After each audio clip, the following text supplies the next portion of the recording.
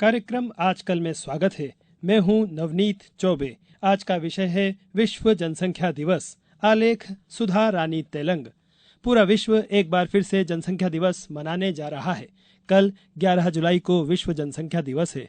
संयुक्त राष्ट्र संघ ने 11 जुलाई 1968 को विश्व जनसंख्या दिवस मनाने की शुरुआत इसी अवधारणा के साथ की थी, ताकि जनसंख्या के आंकड़ों के लेखा जोखा के संग जनसंख्या नीति का निर्धारण भी किया जा सके। विश्व जनसंख्या दिवस मनाते हुए आज हमें पूरे 55 वर्ष होने जा रहे हैं। इसके बावजूद समूचे विश्व की आबादी तेजी से बढ़ती जा रही है। एक ताजा रिपोर्ट के अनुसार 2023 में विश्व की कुल आबादी 8 अरब यानी 800 करोड़ का आंकड़ा पार कर चुकी है, जिसमें 140 करोड़ हम भारतीय हैं। हमारे देश में पहली जनगणना सन 1872 में ब्रिटिश इंडिया के द्वारा शुरू की गई थी। सन 1951 में तत्कालीन राष्ट्रपति डॉक्टर राजेंद्र प्रसाद के कार्यकाल में प्रथम जनगणना हुई थी। इसको देखते हुए 2011 की जनगणना आजादी के बाद की 7वीं जनगणना कही जा सकती है। भारत सरकार के गृह मंत्रालय, रजिस्ट्रार जनरल व जनगणना आयुक्त द्वारा 10 वर्षों के अंतराल में जनगणना का कार्य किया जाता है। कोविड-19 महामारी के चलते 2021 में 8वीं जनगणना का काम नहीं हो पाया था।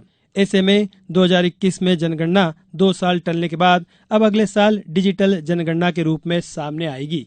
अब हम खुद ही अपनी जानकारी भर सकते हैं। जनगणना महापंजीयक के अनुसार स्वगणना के लिए नेशनल पॉपुलेशन रजिस्टर में खुद को ऑनलाइन अपडेट करना होगा।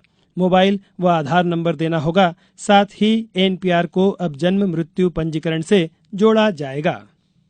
देखा जाए तो एक दशक के बाद की जनगणना से ही देश की स्थिति, उन्नति और विकास का पता चलता है। साथ ही बढ़ती जनसंख्या को कैसे रोका जाए, साक्षरता दर कैसे बढ़ाई जाए, सामाजिक आर्थिक विकास को सही दिशा कैसे दी जाए, जनगणना के आंकड़ों को देखकर ही पंचवर्षीय योजनाओं का ढांचा तैयार किया जाता है।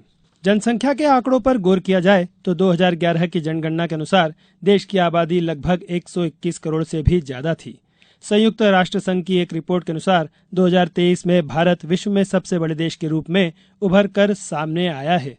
वर्ल्ड पॉपुलेशन प्रोस्पेक्ट्स की एक रिपोर्ट के अनुसार इस शताब्दी के अंत तक भारत की जनसंख्या 1 अरब 54 करोड़ तक पहुंचने की संभावना है। यह आंकड़े निश्चित ही बेहद चिंताजनक स्थिति दर्शाने वाले कहे जा सकते हैं। एक रिपोर्ट के अनुसार इस सदी के जाने से पहले ही विश्व की आबादी कम होने की संभावना है। सदी के अंत तक आबादी 2050 में पीक पर होगी। आबादी में गिरावट का कारण मौत नहीं, बल्कि प्रजनन दर में वैश्विक कमी कही जा सकती है।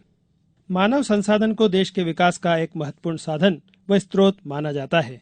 आबादी घटने से विश्व में आर्थिक संकट गहराने और टैक्स बढ़ने की संभावना हो सकती है। एक ओर कम होती आबादी पर्यावरण व जलवायु के हित में चाहे फायदेमंद साबित हो, पर दूसरी ओर अधिक पेंशनर्स व घटती युवा शक्ति समाज में विसंगति का कारण बन सकती है। अगर देश में बुजुर्गों की आबादी अधिक है तो युवा मेहनत करने में हिचकते हैं।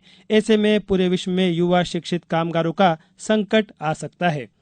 भारत की 15% आबादी 2025 तक 60 साल की उम्र को पार कर जाएगी।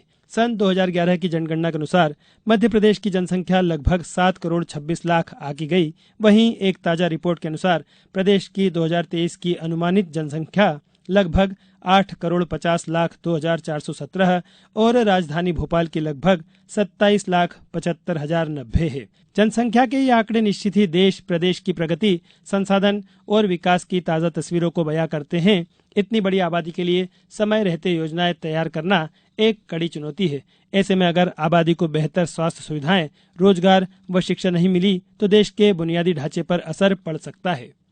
इसी को मद्देनजर रखते हुए 2023 के अंतर्राष्ट्रीय परिवार दिवस की यूएन की थीम परिवार और जनसांख्यिकी परिवर्तन, जिसका उद्देश्य जनसंख्या में होने वाले महत्वपूर्ण बदलाव और परिवारों पर उनके प्रभाव पर हमें लोगों को जागरूक करना होगा। तो आइए विश्व जनसंख्या दिवस पर विश्व कल्याण के लिए मंथन करते हुए हम संकल्प लें कि छोटा परिवार सुखी परिवार की अवधारणा को अपनाते हुए आबादी नियंत्रण के लिए स्वयं के साथ दूसरों को भी जागरूक करेंगे। तभी हमारा विश्व जनसंख्या दिवस मनाना सार्थक व सफल होगा।